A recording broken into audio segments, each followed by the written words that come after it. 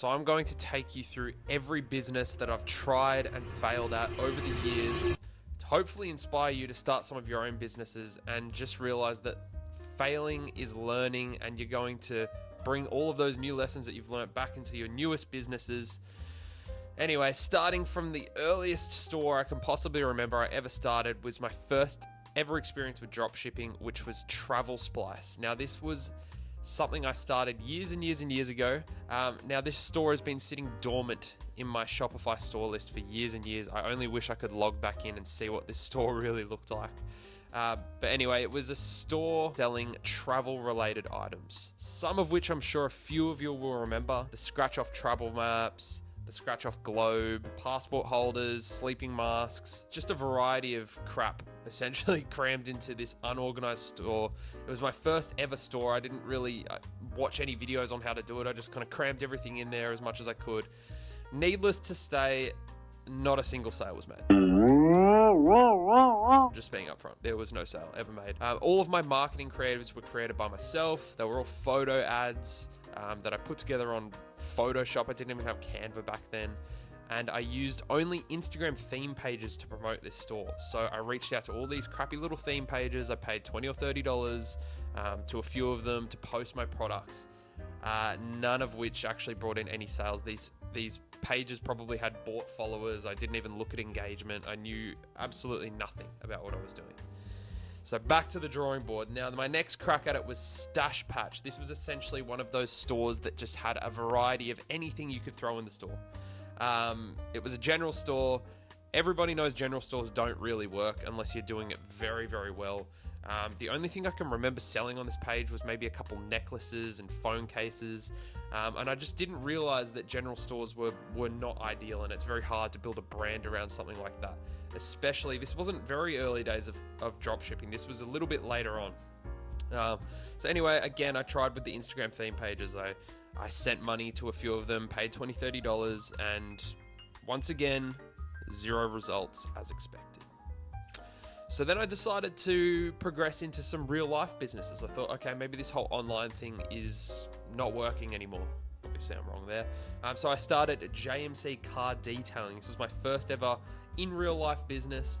I made a huge effort. I put lots and lots of hours into this. I made custom t-shirts. I'm going to try and pull that out if I can find it. I did letterbox drop pamphlets that I kind of made up. I made a Facebook page, website, Instagram, everything. But 17-year-old me at the time didn't realize, and I kind of lacked the motivation, to be fair, to actually go out and get business. I thought these people were going to just come to me directly. I thought they were just going to fall into my lap. But as you might expect, this didn't happen. So essentially I gave up on the business because I was 17. I just wanted that instant gratification. Still kind of do.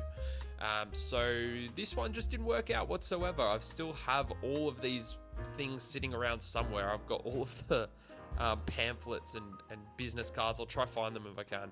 I had them all made up and just... Anyway, as a side note though, I never actually closed this Facebook page, and just this year I've had a whole bunch of inquiries about cleaning people's cars and doing paint protection, things like that.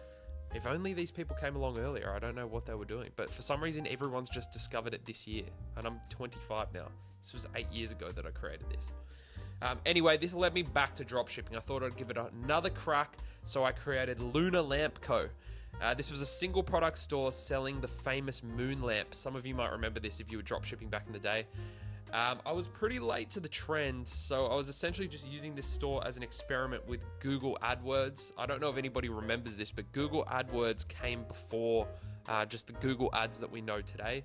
There used to be Google AdWords and Google Shopping, I think. So you basically had to pick one of the two. It was a massive process to get this going. You used to have to come up with all these keywords and use like these websites to generate all these different like keyword algorithms to paste it in. It sucked. But anyway, it was actually the first store that I ever got my first dropshipping sale on. So this was a big moment. This is where I actually realized that you could make money doing this. It was still possible to make money doing this. And there's still people out there that are willing to pay money for dropshipped products. So look, I rode this store out for a few weeks until the trend started kind of dying off. and the store became unprofitable. But I made around $300 in sales US back in the day. This was a lot of money to me at that time. And I realized that, this is really something that you can invest some time into and actually spit some sales out of. So anyway, on to the next store. I spent so many hours doing this. It was a print-on-demand store, and I had absolutely no idea how to run a store like this. It was probably the store that I put the most effort in out of any business that I've ever set up, to be fair. I spent weeks and weeks designing this.